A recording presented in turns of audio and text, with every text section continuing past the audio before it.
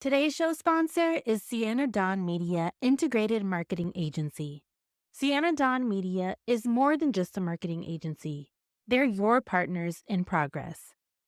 Their mission is simple: to alleviate marketing bandwidth, allowing creative business owners to focus on what they set out to do: create. Sienna Dawn Media empowers creatives to thrive without the burden of managing their own social media and marketing campaigns. So if you're ready to set sail toward new horizons, let Sienna Dawn Media chart the course and steer your business toward success. Visit siennadawnmedia.com. Blah, blah, blah, blah.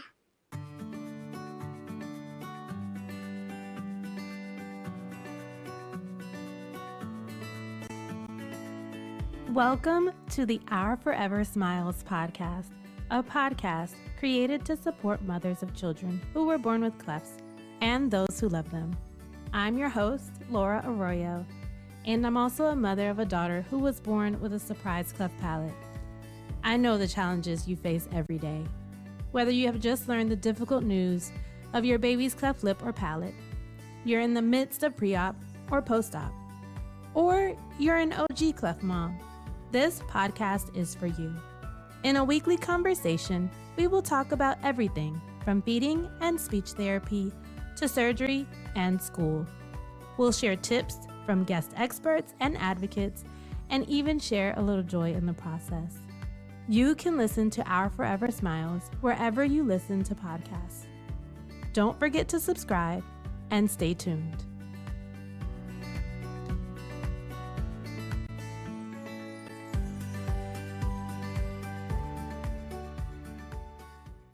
Hello, and welcome back to the Our Forever Smiles Cleft Mom Diaries and Support podcast. I am Laura Arroyo. Before we jump into this episode, I'd like to invite you to join this community to hear conversations with other cleft moms. All I want you to do is click on the follow or subscribe button. I love your support, and it's incredible to see us all come together, and we are just getting started. I can't wait to go on this journey with you, so thank you so much for subscribing. We have so much in store. As a note, we are not medical doctors, and we do not intend for you to use the information that we share here as medical advice. We are parents and advocates who love our children, and we are sharing our own personal experiences. Today, I have a special guest. Joanne is mom to Zach Jacob Coates, who is now 18. And today is actually his first day in university. He's going to be studying film production. Joanne had Zach at 26-week pregnant in Cyprus, and he was 720 grams, given a 20% chance to live. And when he was 2 weeks old, he was flown to the UK and met his cleft team there. He was diagnosed with a bilateral cleft lip and palate and a Tessier type 3/4.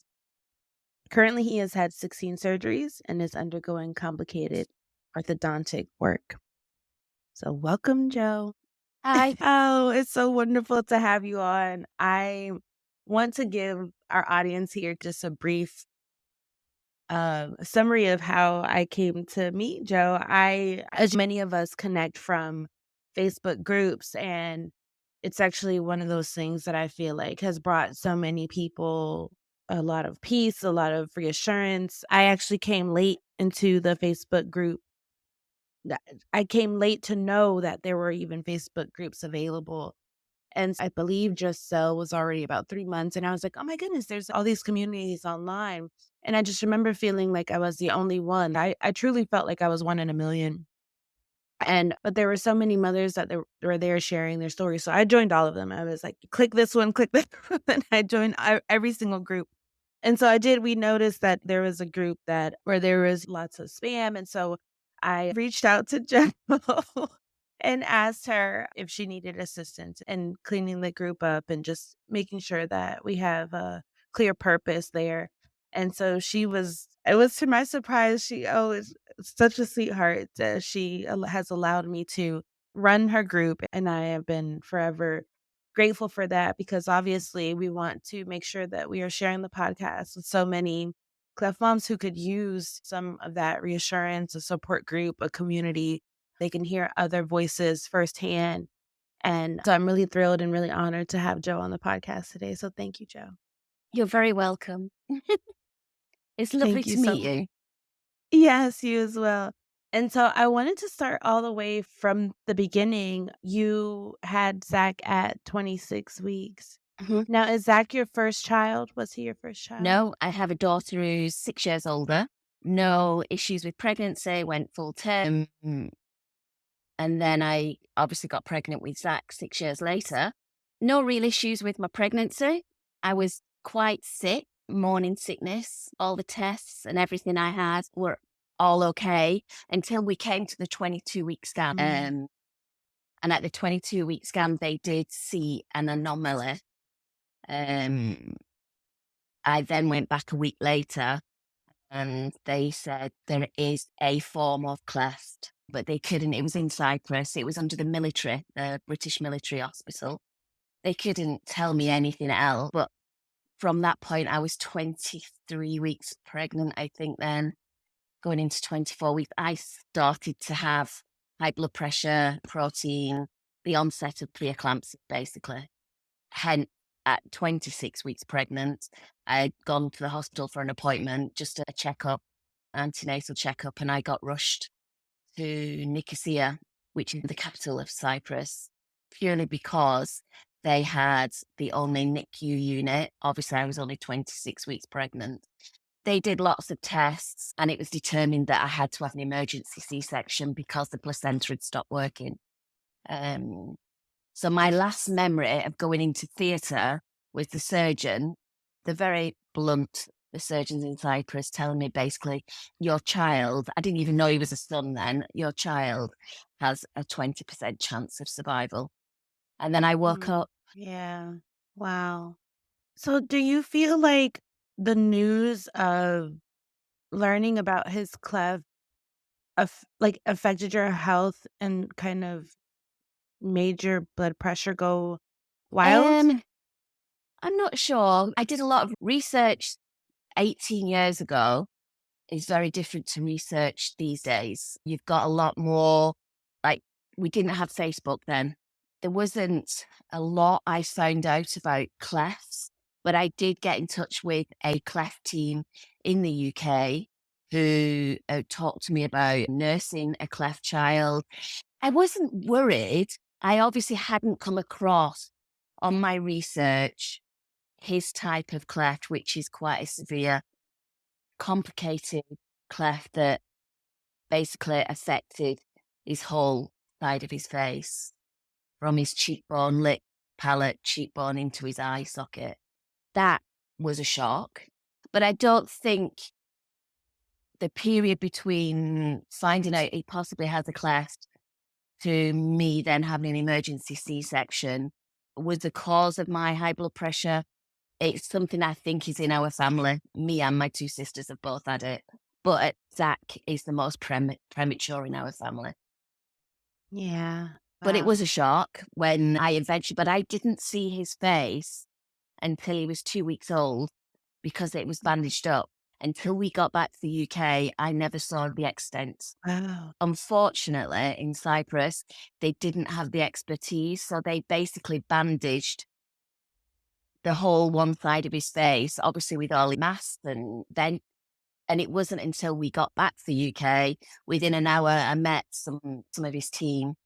They took the bandages off and I realized the extent of his cleft.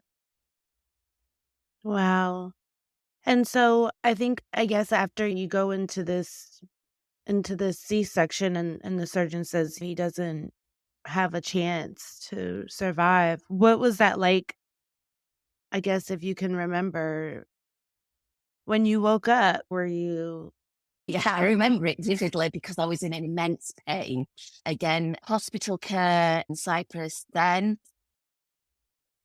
it was quite behind the UK.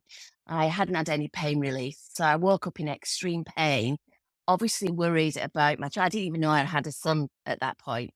But then once my pain management had been sorted, I was then told that, yes, I had a son, but he'd already been baptized because he didn't think he was going to survive. mm, And I didn't get to see him probably till about 6, 7 hours later, I was taken down, but wasn't allowed. Caring in Cyprus is very different to the UK. I wasn't allowed to go in the NICU. You were only allowed to see your baby in the NICU 1 hour a day. So the time we had with him was very limited. There was lots of issues that I wasn't aware of until we went back to the UK. Things like he had a hole in his heart. He'd had blood transfusions. Lots of things that happen with NICU babies that gestation, but I wasn't aware of it, and I didn't find out anything until we got back to the UK. Wow. Yeah, I was reading a book recently. It's called Choosing Ourselves. It's by Barbara Walker, and she had her son. This was in the 70s, and that's similar to the way that she described it. She said that they put him away in the NICU and Yes. they wouldn't really, you could see him from the window, but she wasn't allowed Yeah. to touch. Yeah. And they were really trying to shield her from Yeah. knowing a lot, and reasoning being from what she describes is that they were afraid of her emotional reaction or that it would send her into some sort of psychosis or something. Yeah, and I think in Cyprus, they just didn't have the expertise as well. Waiting for me when I got back to Manchester in the UK was the oculoplastic team. And there was, I think, about four of them. And straight away, they knew what cleft he had. It was a Tessier cleft, which is extremely rare. They just didn't have that expertise. And unfortunately, in Cyprus as well, back then it was quite Victorian, and a lot of differences in children, in adults were hidden away. And it still happens today that they're hidden away. And I don't know whether it's because they're ashamed of them or does not happen. And it's better than it was, but it still is an issue there. Mm. And so you finally in the UK and you're meeting with the team, and obviously it's like a breath of fresh air because you finally have some information, And also, were they concerned at any point then that he still might not survive, or Well, it took 2 weeks for us to go back to the UK because there was lots of complications with Zach's dad and the military. That's a whole nother story. The military, the British military, because we were not married, basically abandoned us because they said they didn't have any responsibility to Zach and me because we were not married. I wasn't married to his dad. That is a whole other story. Eventually, when I got everything sorted and we managed to aeromed him back, it was when he was stable. And he was very stable flying back. We flew back in a Learjet, three medics and me and Zach in an incubator. And we flew back via Germany, met in Manchester airport by an ambulance and taken straight to Manchester. But he was quite stable at that point, although he was on 100% oxygen, which he was on for quite a long time. And anybody that knows anybody in NICU, babies, parents of, your baby is up and down. yeah, yeah, for sure. And how were you while he was in the hospital? Because at the NICU here, they in the United States, and of course now we're talking 2024. We're able to go and we can't stay. You can stay, but they don't make it comfortable for you to stay because they don't really want you to stay. And it is, I understand the reasoning why. It's because you'll lose your mind just sitting there staring I at your have to baby. say, in the UK, I know Manchester, NICU, they were brilliant. And you can stay, you have rooms, like an ensuite room that you can stay 24/7. You can go into the NICU 24/7. You can call if you're not there, you can call any time of the day. So they were brilliant. Yeah. What they have here is, well, I also have to only speak for my hospital. They have a recliner bed that's not, the most comfortable thing. You can sleep there and they won't tell you Yeah. to leave or anything. But it's obvious that they don't really want you to, like, it's not made for you to stay there. And but you can call and you can come. It's open 24/7 and you can go up there. But they do when your child first gets admitted, they say, "You're welcome here, you're welcome to call, you can stay here," but they say, "Try to go home and get some rest, though." Mm. And once of course so me, when Giselle was born, I was a first-time mom, and I'll never forget one of the nurses told me, she said, "Honey, you need to go home and get some rest." And she goes, "You have the rest of your life to take care of that baby." And and she's of course, once Giselle was finally home and it was me up with her 24/7, I'm like, "I should have taken her Yeah, advice because I'm exactly. so tired." Exactly. Yeah. There was an element of that, to be honest. Well, for the first few days, I think probably for the first week I stayed, and the rooms were lovely. It was like a little ensuite room. You can come and go. They had kitchens for the mums and dads. But after probably about a week, bearing in mind I lived in Cyprus, but I was very near my sister. So I went and practically moved in with my sister for nearly 6 months. But I did spend a lot of time at the hospital. Even when I didn't sleep there, I would go first thing in the morning all day, especially when I could start to do his care. At some Oh, point, yeah. you start to do the care. And they encouraged the kangaroo care, which we were not allowed to do in Cyprus. Yeah. That would have been a dream if I could just stay there, yeah. I just it makes me emotional thinking about it, but I'm still, sorry, get emotional 18 years later. yeah, I can imagine it's the moment that you realized that you could start doing his care. What was that feeling like when you were brought in to his care? It was literally, I would say, within a couple of hours, I got to hold him. See, it still makes me emotional Yeah. because for 2 weeks, I wasn't even allowed to hold him, to properly see him or anything.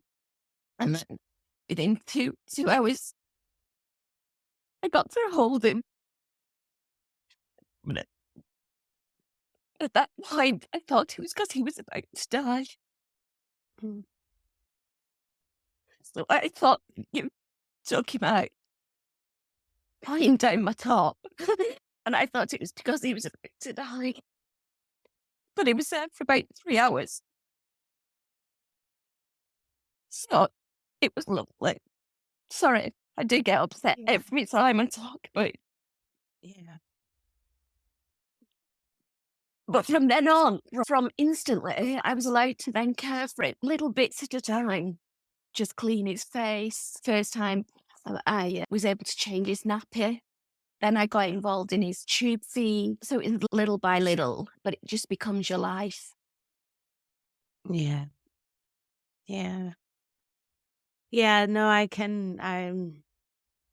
remember myself just being so nervous. I was worried It's that I was gonna break something or that I was it's gonna quite do it overwhelming, wrong. isn't it? Because you've got all these sounds and monitors and nurses and doctors, and it's quite overwhelming. Yeah. So after a while, were you able to finally bring him home? It was probably, I think, about 5.5 months old before you get discharged. And because he was in, I don't know about the States, but in the UK, in NICU is in 3 stages. So you're in the intensive care, then you're in special care, and then you're in about ready to go home care. So it's 3 different wards. So he moved out of intensive care into special care. And the problem with that, because his cleft was so open, he went from a ventilator and he'd been on full oxygen for a long time. They kept trying to up and down. He couldn't go on to CPAP, which a normal baby would go on to CPAP because of his cleft. So they had to put him into basically a bubble with oxygen, like ambient oxygen. Mm. But he did really well. And then he was in there for about 3 weeks, I think, and then went into to going home. But before you leave NICU, one of the reasons they have the rooms as well is you have to, especially because that was being discharged on tube feeding, you have to spend a whole kind of 24 hours on your own with your baby, knowing that you've got the care there, but basically being a mum on your own without the Mm. monitors, which is a massively scary thing because you've constantly got the monitors on, heart rate, is saturations, and then you're in this little room, which is lovely, but you're on your own. And just because I'd had to learn how to do tube feeding, I had to make sure for me and for them and for Zach that I was okay to take him away from the hospital. So that was a big thing. Yeah. Wow, yeah, no, I can imagine that. What kind of support did you have during that time? Was Zach's dad involved in his care a lot, or your sister, or No, Zach's dad was in Cyprus, so a lot of Mm. it was me. But I bless my sister and my nieces and my brother-in-law. I took over their house. I literally took over the house. With he came home from hospital with all sorts of tube feed, boxes and boxes of special milk. I was expressing, and I was expressing like a cow. I was massively expressing. And she literally had to throw food away out of a freezer because I was just filling it up. Because as a mum with a baby in NICU, as probably you, one of the things you want to do is give your child your milk. Mm. He couldn't feed. He wasn't physically able to feed, breastfeed. So yeah, I was pumping all the time. But my poor Wow. sister, we laugh about it now. She threw a lot of food away so I could put my milk in her fridge. Bless her. But they were very good. I couldn't have done it without my sampler. Yeah. And the care from the hospital, the district nurses and everything that help and support. It got to the point though, very soon after coming out of hospital, I couldn't do the tube feeding. I found it extremely difficult. Zach wasn't happy with it. So I persevered with the squeezy bottles and he very quickly went onto the squeezy bottles. Oh my goodness, yes. Okay, 'cause that's exactly what I was gonna ask, if you were able to could you tube feed the breast milk? That Yes. Yeah, I Yeah, did. okay, so Yeah. you would be able to tube feed that, and so then eventually he was able to come off. We were, I always say threatened. We were threatened with putting Giselle on a feeding tube as well, It's quite you know. scary, especially once I put it down the wrong position and that just completely freaked me out. Yeah. I don't know, it just, to me, once they were saying that they wanted to do that, which of course, if that was the only option for her, but that is what it was gonna be, but Yeah. definitely not something that I wanted. No. I didn't wanna go home with a feeding tube. I found it to be very scary, yeah, and then having to do it myself, and I know some moms do it like a champ. They know Mhm. exactly, what to do and how to take care of it, but It yeah, is quite a scary thing having to knowing that your child is relying on that for his food and nutrition and, yeah, I just very quickly, thankfully, Zach took to the squeezy bottles, which any Cleft mum with a baby knows is a very messy, especially his anatomy was quite open. He would have the milk coming out of his nose and everything, and it was just he grew, he thrived, so he was obviously taking it in. Yeah. What was your approach to it? Were you using a Haberman feeder during that time? Yeah, yeah. Yeah, and you would just, like, insert it into one of his cheeks or Kinda just in as you would normally, but as you have to work with their reflux, so when they're sucking, you're squeezing, it's just it um, yeah, and if you've not had a cleft child, you don't understand that, but it's not the normal way you would feed a baby because they do it themselves, but you have to do half of it, whereas they're sucking, but nothing's happening because there's no palate. You're squeezing. I don't know about you. I quickly got used to that, and I mm, much preferred it to the chew feeding. He was taking everything in because he was gaining weight. I mean, he even used to use you don't call it a dummy. What do you call it? pacifier. Pacifier. And I would sit there because he used to love sucking on it. So I would keep the pacifier in with finger and then he would Oh, hold it in as well. But he was quite good at keeping the pacifier, the dummy in. yeah. What was Zach's temperament like? Was he a happy Ex- baby or extremely happy, very laid back and still is. And I put it down. I do put it down to the NICU and his starting life. And he's been through so much, as a lot of our cleft babies and children have. And I think a lot of them do have that kind of laid back personality. I know it does depend on the parents as well. We are a big influence on our children, but Zach's still extremely laid back. Very. Yeah. I've never heard anyone else say that, but I would say that too, and I'm like, maybe I don't know if it's the right thing to say, right? But, I mean, she's my child. I always said that, like, I feel like all the things that she has gone through has made her so resilient and Yeah. made her, like, I don't know, I just felt like she's not really moved by much. It's one of those things that's really fascinating, and I said that myself. I said, "Yeah, I think it's maybe the time she spent in the hospital. Yeah. When we go there, she's their favorite patient because she's so easy to, "Hey, do Exactly. this, you need Yeah. to do this, stand here," and she's so agreeable and so happy. Yeah, I Zach always has been. Never, n he was never an unhappy child. Children, I'm not saying he was perfect by any means, 'cause he wasn't and isn't, but he just took everything in his stride. He could talk to anybody and still can.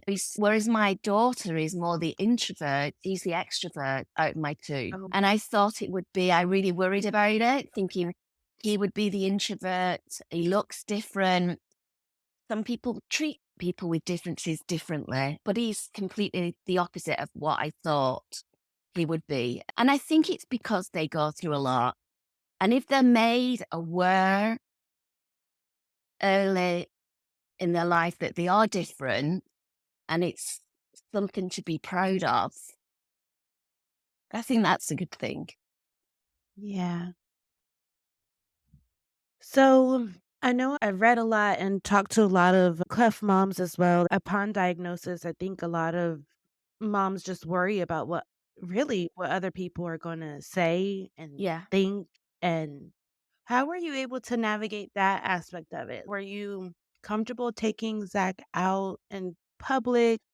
How was it? If I'm totally honest, no, I was very apprehensive. Bearing in mind his cleft was quite severe.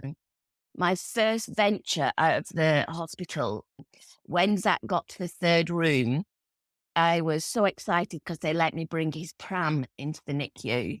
And I used to put him in the pram and just walk around the ward with him in the pram. And then one day they said, you can go for a walk outside if you want. I went, really? Oh, wow, that's exciting.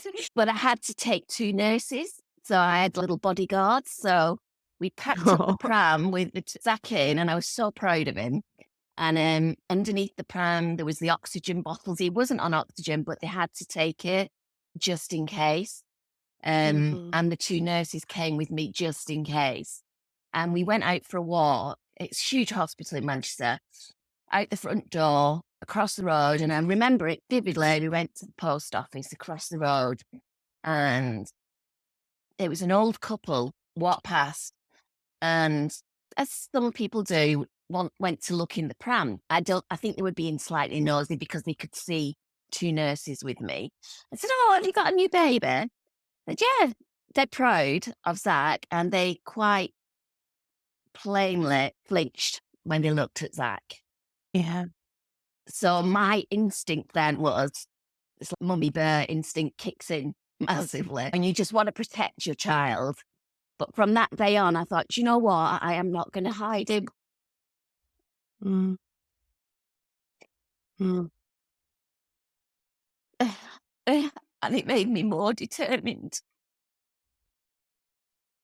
to embrace his differences and to educate people.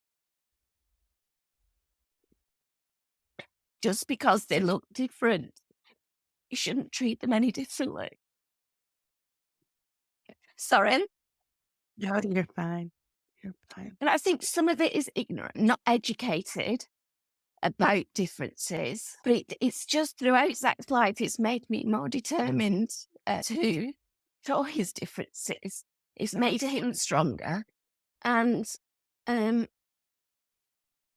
I think over the last probably 10 years, more differences. And people are not as cruel. A lot of people in Cyprus, where people with differences are hidden away, because Zach, we went back to Cyprus and he grew up and went to school in Cyprus.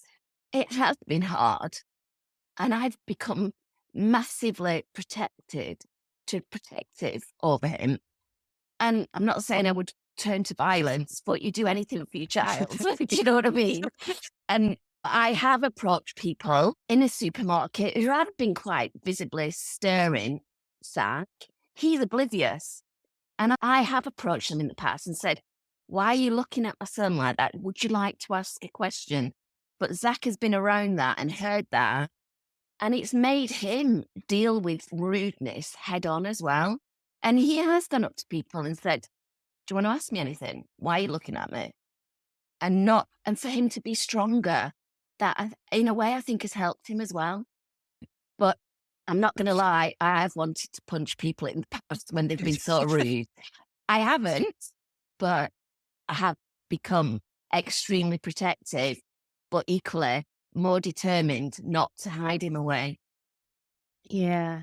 I think that is one of those things that is really helpful, like, having your child see the way that you react to people builds their confidence as well Yeah, and builds their ability to speak up for themselves. And we have seen this sort of shift in society where people are more, yeah, loud and proud about who they are, yeah, different or not. And I think that is coming from this group of powerful mothers that are not sheltering their children or yeah. hiding them away or not running from that. I still can't remember who, but I remember when Zach was a tiny baby and it was somebody from some Cleft community that I must have been in touch with. I can't remember, but I still remember them saying to me, take a lot of photographs. Take a lot of photographs because your child changes. Unfortunately, my mum didn't. And I can't even remember. This person said to me, my mum didn't. And I've got no idea what I looked like. Mhm. And be proud, but take a lot Yeah. of photographs because they do change immensely. Yeah. That is the one thing that I always say, and I've shared on the podcast as well, is I wish that I had more pictures. And that's why I encourage people. I think the shock of the diagnosis, you're so involved with doing so many other things. You're on the Yeah, move, you're going to all these appointments. You don't really have the time to think about, hey, this is a great like picture moment. Or I know I speak for myself when I say that. And so I want to remind mothers to do that. That yeah, yes, take all of the pictures because some people don't when you're initially diagnosed, you're in shock and you don't want this. Of course, you're like, why is this happening to me? But yeah. then when they have their first surgery or when things start to change, you're like, wow, I missed what they look like. Exactly. You miss them from the way they were, although you know it's better for them and it's a step forward in their transformation. You do miss their cleft smile from previous surgeries. Definitely. Zach's been through major reconstruction and I still remember his face and before he had any surgery and he had a beautiful smile, but it had to change. And it's good that it did change. But if you don't have the pictures, you forget about it. Yeah, I mean, we're talking what is it? 18 years later? Yeah, Yeah. I've got thousands of pictures. Wow, I love that. I love Yeah. that. And Zach now he's asking more and more. I've written a book, and Zach still never read it. And the book is about him and everything he went through up until I think he was and he's never read it, but he's asking more and more. And Zach wasn't aware that he looked different until he was about 5. And he came home from school. No, he was 6 because he didn't start school till he was 6, and wanted to know why his eye looked different to everybody else's. He didn't ask about his mouth, his lips. It was just on his nose. It was just his eye. And I said, that's just the way you were made, but the doctors will make it like other people's eventually. And that was it. He was happy with that. And the one thing I've always said to Zach is, you're unique. Nobody else looks like you. You will always stand out in a crowd, but you need to be proud. Yeah, for sure. So that was his first time asking you about his difference, but does he have any, not traumas, but is there any hesitation when he has, like, another appointment or anything around, like, his medical care that he's just tired of it? Um, for the last 2 years, the surgeons have since he's, about a year and a half, since he turned 17, he's signed for his consent. I still Mm, go with him to all his appointments, I still manage all his appointments, but the surgeon, and the surgeons, different surgeons, ask that what he wants, um, mm, because he'll be under the Cleft team. I don't know about, I know it's different in the States, but in the UK, you're under the Cleft team, a big team of specialist surgeons, and you're under them for life. So he will be under that Cleft team for life. And we're lucky in the UK that he can maybe in 10 years' time say, can you please do a surgery on my nose to straighten it? Yeah, no problem. So from now on, it's up to Zach what he wants. And 18 months ago, he went in an appointment with the new plastic surgeon we'd gone to. And he said, Zach, please tell me what you're not happy with and what do you want going forward. And Zach sat there for about 5 minutes silent, and we'd had a long chat with him about it. And then he said to the surgeon, can I just have a look in the mirror? And do you want to come with me to the mirror and I'll show you what I'm not happy with now? And he went to the mirror and he said, I want you to make my eye a bit more like the other one. Okay. Not so happy with my lip. And maybe in the future, I might want my nose straightening. And the surgeon said, yeah, I would have said exactly the same. We'll do it in stages, blah, blah, blah, blah. And this is so he's had quite, last year he had 3 surgeries, quite major reconstruction. He had bone taken out of his skull, implanted into his cheek. They made an eye socket, a new eye socket. He moved his eye, so it's more symmetrical. Then they took a skin flap from here underneath his eye. He needs some minor surgery on that, but it's made such a difference. He's much happier. And they've suggested that he has major jaw surgery after his orthodontics to bring his top jaw forward, which will make a big difference. And that's the surgery that he's discussed going forward. If he wants anything after that, will be down to Zach. And he's happy with mm, that. yeah. Oh, that's wonderful. Yeah, we don't have care that way. I think that after a certain age, so what happens in the US, and somebody can correct me if I'm wrong, but you have to have continuous care. So you can't, we do have cleft teams. Giselle is under the care of a cleft team, but if she misses one of her annual appointments, they consider everything after that to be cosmetic. Really? And Wow. yeah.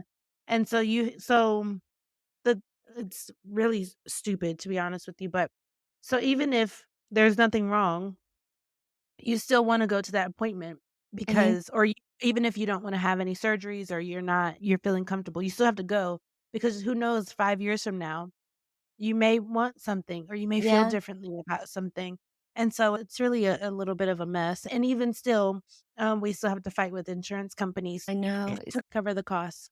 We're extremely lucky in the UK that we don't have that. Um, and the NHS in the UK have been brilliant for Zach. I cannot, I cannot, from the NICU to the Cleft team, they've been brilliant. And I do know it's a lot more difficult for you and everything you have to deal with. And then you've got that on top of it. That's extremely frustrating, I guess, but stressful. Yeah, it is. Luckily, Giselle has been okay, but so many families have to, you're on the phone all day just fighting with them, and it's just so wild because it's, yeah, this is necessary. They need it to breathe and eat, and Yeah, exactly. it's the wildest thing. Um so I wanted to ask a little bit. I know you were talking about that going into school, and you mentioned about, like, his questioning of any of it, and he hasn't had many questions about his care or growing up or. No, he's just taken it in stride because we went back to Cyprus and over the years we've only moved back to the UK. I've moved back the last 12 months, 2 years ago, to continue his education in the UK. So for the 16 years, we were traveling backwards and forwards to the UK for surgeries, for after appointments. And Zach would just take it in his stride. I have never, touch wood, had any issues with Zach, with surgeries, with appointments, apart from the big surgery he had last October, which was about a 10-hour surgery. When he came, he's still under the Cleft team in the children's hospital, but because he was 17 and a half, he had to then go into the adult hospital when he came out of surgery, basically. And he didn't like being in the ward with a lot of old men. And that is the first time in his life that he's complained and said, Mum, I want to go home. And he was in for 3 nights. 2 nights, sorry. They let us go home the third night because he was just so unhappy. He started crying, but it was not the surgery. It was basically, he didn't like the old men in the ward. And I said, Yeah. unfortunately, going forward, you're going to still have the same surgeon and the same team, but you will be in the adult hospital. You cannot be in the children's hospital. And that is his only issue. And I think because as well, he got spoiled in the children's ward and little Yeah. treats and blah, blah, blah. But the nurses were brilliant with him. They were brilliant.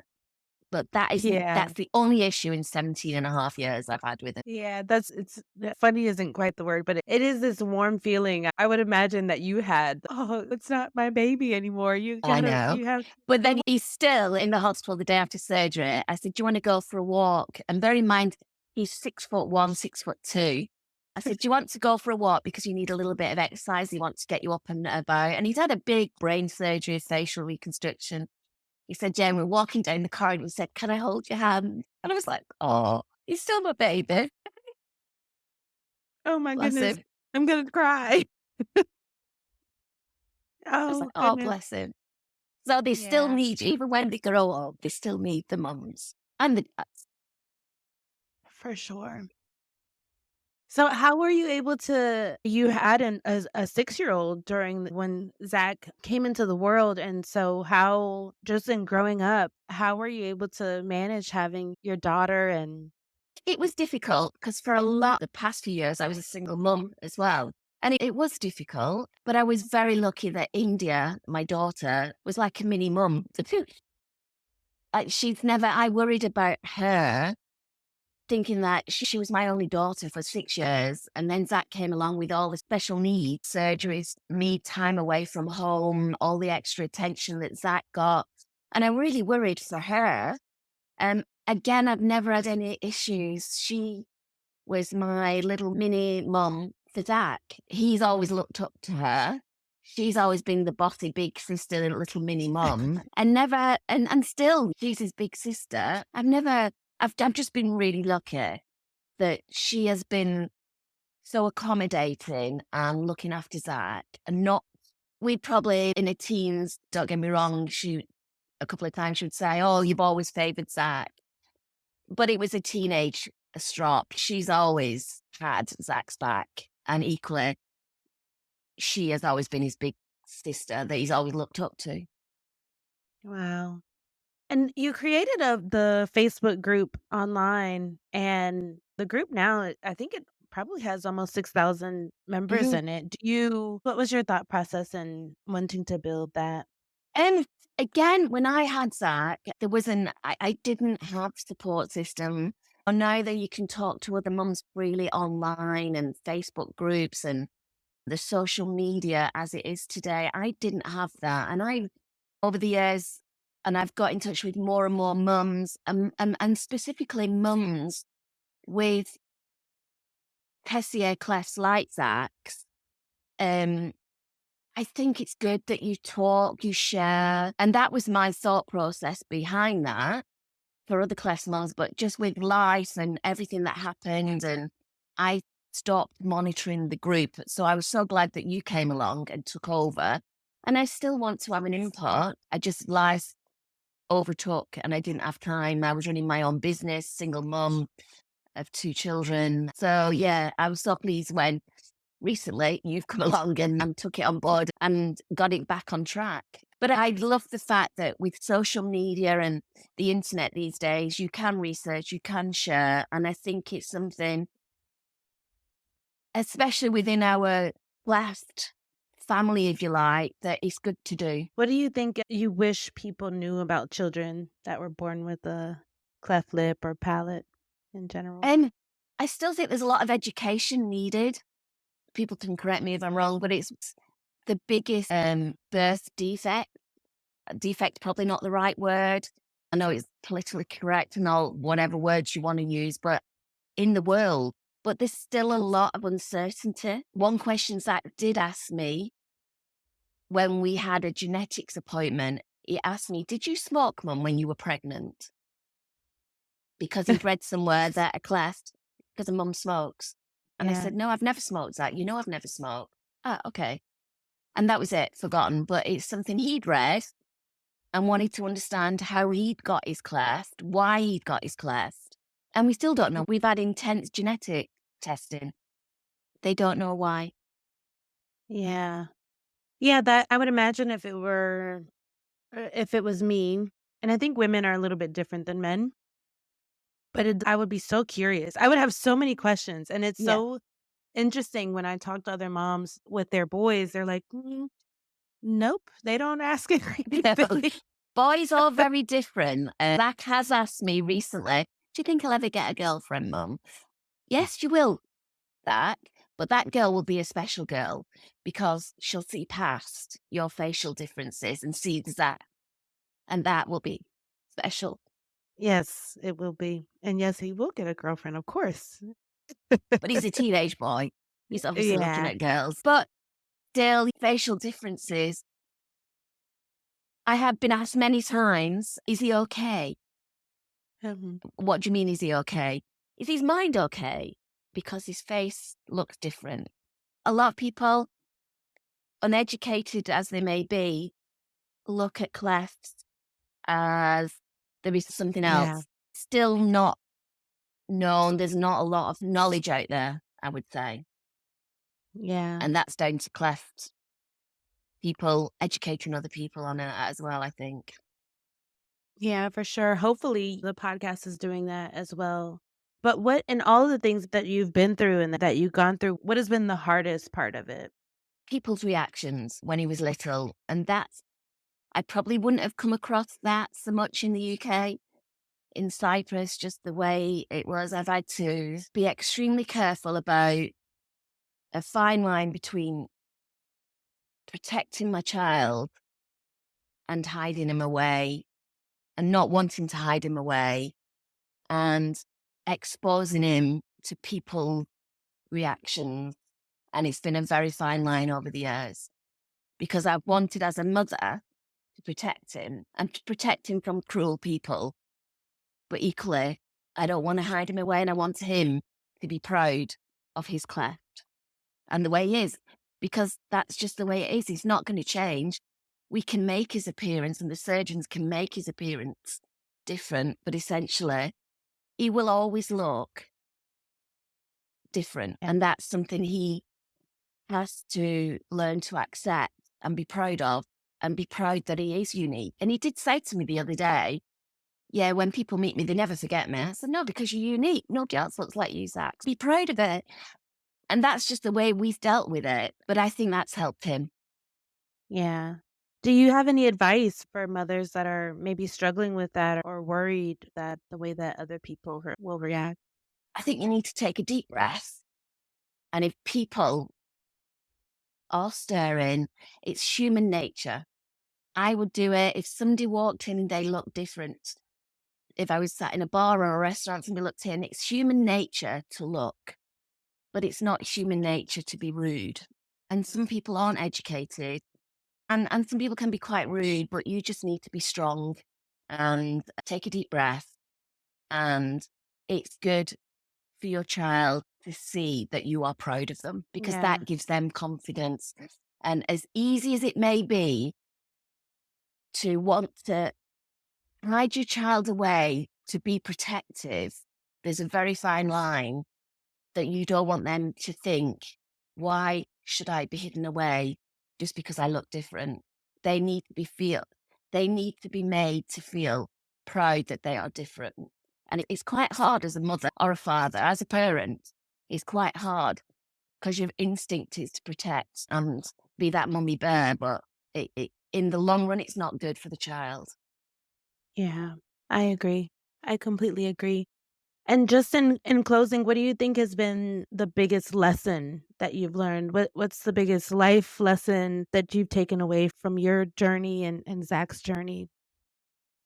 I think it is on what we've just discussed. It's been a long, hard journey over the putting Zach out there in the public domain.